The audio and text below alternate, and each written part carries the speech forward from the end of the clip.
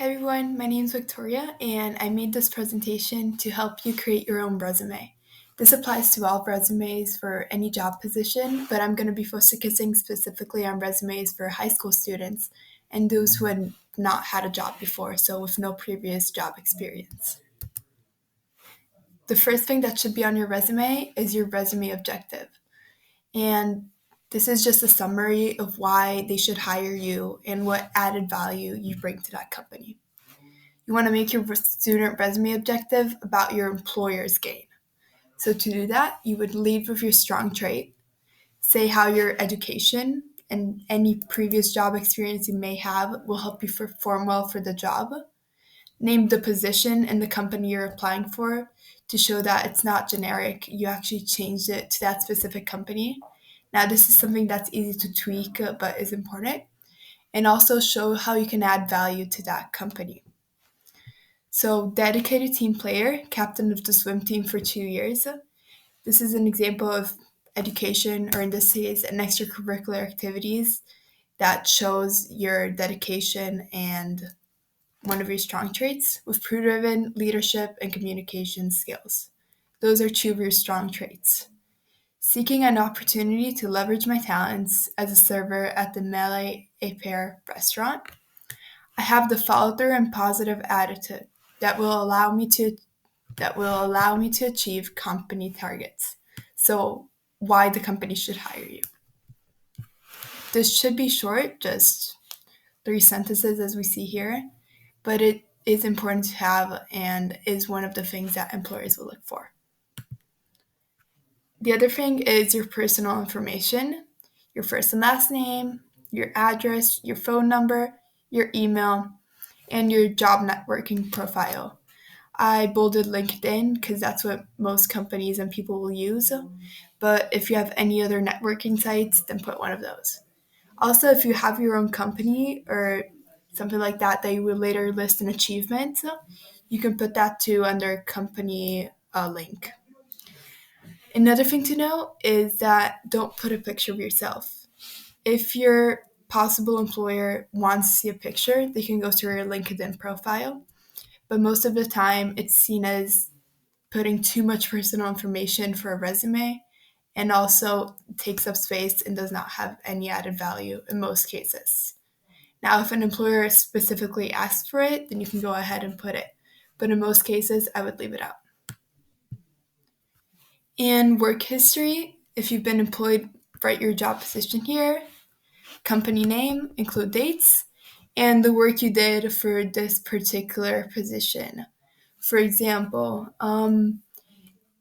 increased customer engagement if you did something for marketing, um, helped increase revenue from this much to this much by, and list whatever you did.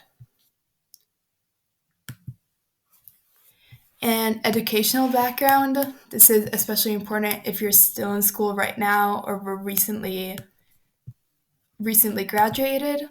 So you want to put your school, the location of school, graduation year, GPA, and relevant coursework. Don't just include all of your coursework, just relevant ones. So for example, let's say you're applying for a position as a chef.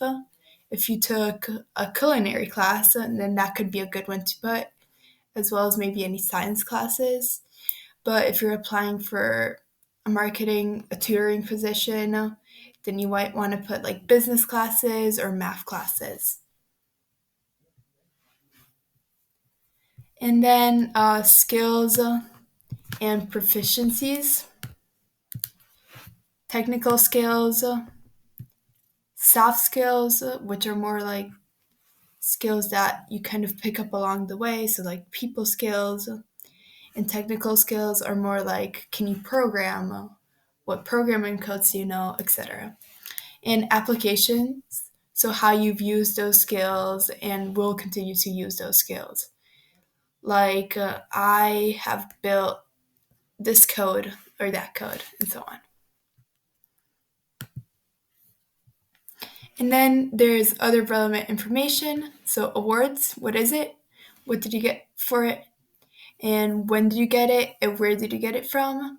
internship/research projects. What program did you participate in? Where was it held? What did you do in the program? Any notable highlights? And extracurricular/volunteering activities. So what activities did you participate in? When/how long did you participate? Any notable achievements or leadership roles? Like, were you the president of the Math Honor Society, something like that? And any notable/relevant experiences to that specific job. So for all of these, one important thing to note is that you don't just want to say that you did it, but you also want to say what you learned from it and how you contributed to that and will continue to contribute to that. And character references. Now, for most of the jobs, these are not going to be needed. If a company wants them, they will often ask for them later after they've reviewed your initial application. But if an employer specifically asks in the job description, then include them. The ideal number is 3, and just list the name of your character reference, the company name, the contact number, and the email address. And one thing you want to know is that before adding any character references, you want to make sure to ask that person whose character reference you want and be sure that they're expecting that so it's not just sprung on them. So make sure to notify that person before adding them as a character reference. But you most likely won't need to worry about it. And then these are just some general tips. So go in chronological order. So write the most recent information first and talk yourself up. So it's not the same sign. But you could say, instead of I volunteered, I fostered a love of learning in children. And use appropriate keywords. So most of the time, an employer will tell you exactly what they're looking for, and use those keywords like dedicated, put that in your resume, because they want to see those things if they put them specifically on the job description. Also, only include relevant information. So a resume should be 1 page long, maybe 2, but ideally 1. So keep it short and concise.